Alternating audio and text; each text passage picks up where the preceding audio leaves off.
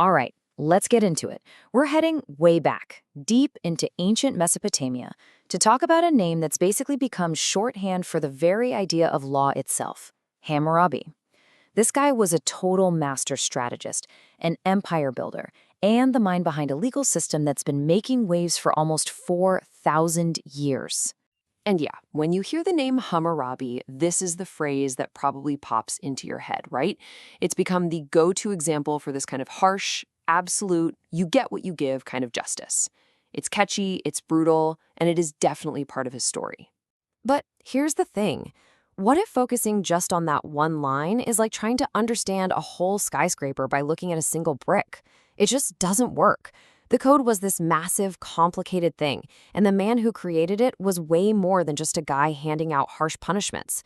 There is a much bigger story to tell here. So let's do that. Let's look beyond that famous phrase. Let's try to understand the world Hammurabi actually lived in, and get to the heart of what his famous code was all about. Okay, so that whole eye for an eye idea, it actually has a formal name, lex talionis. It's the law of retaliation. And in Hammurabi's code, you can find it right there in Law 196. It's really the foundation of that tough-as-nails justice we all associate with him.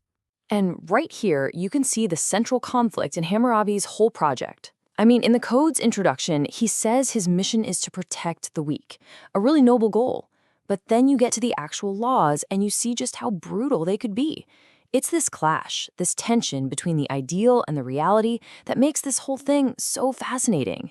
But to really get why he needed a code this big and detailed, you gotta remember who he was first and foremost, an absolutely brilliant politician and general.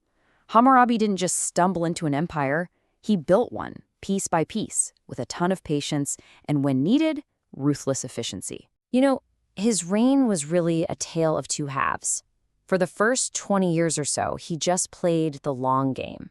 He was a details guy, an administrator, strengthening Babylon from the inside, building things, fixing canal systems, getting his house in order.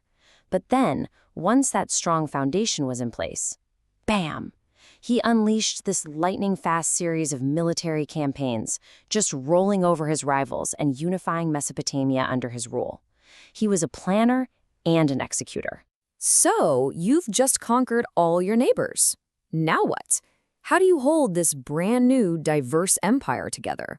Well, for Hammurabi, the answer wasn't just about having the biggest army.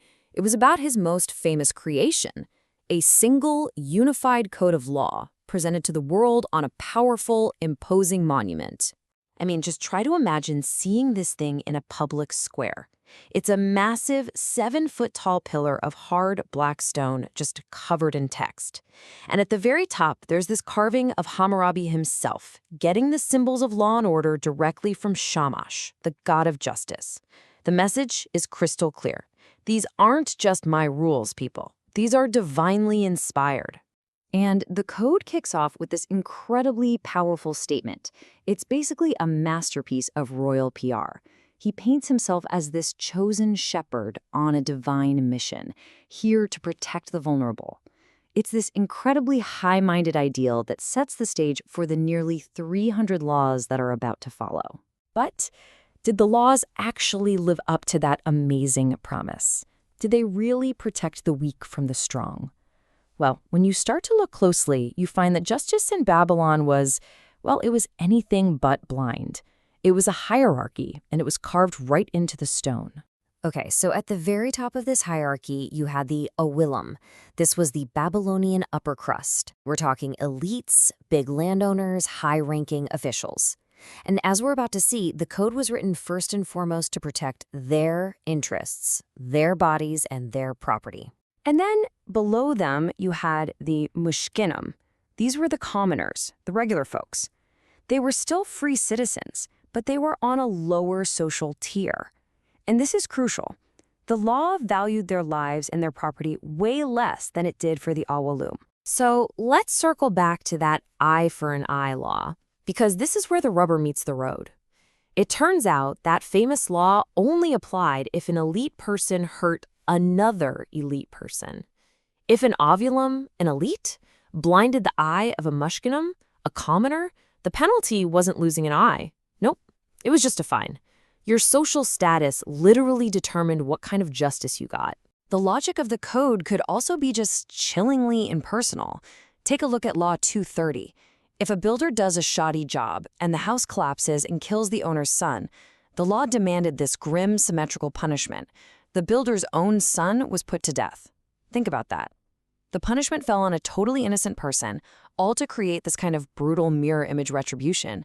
It wasn't about our modern idea of individual guilt at all. Now, the situation for women was especially complicated.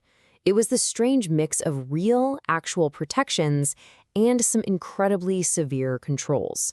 On one hand, women could own their own property, they could inherit, their dowries were legally protected. That's real economic power. But on the other hand, it was a deeply patriarchal society. A wife who was considered neglectful could literally be sentenced to death by drowning. It was a system built for stability, and it used both rights and really ruthless punishments to enforce it. So after all this, what is Hammurabi's true legacy? Well, it might surprise you to find out that he wasn't the first king to write down a set of laws, not by a long shot. Others had done it before him.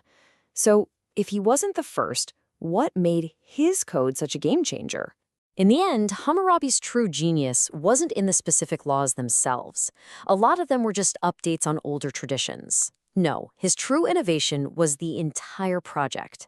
It was revolutionary for its massive scale, for centralizing all legal authority under the state instead of local customs, for making the law public, visible, permanent, and above all, for using law as a political tool to stitch together a huge, diverse, brand new empire under one single, God-approved authority. And that kind of leaves us with a final thought, doesn't it?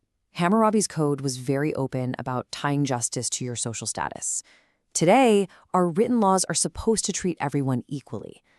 But it makes you ask, right? What unwritten codes, what subtle rules based on wealth or power or status are still shaping justice in our own world? It's a question that echoes all the way from ancient Babylon right to today.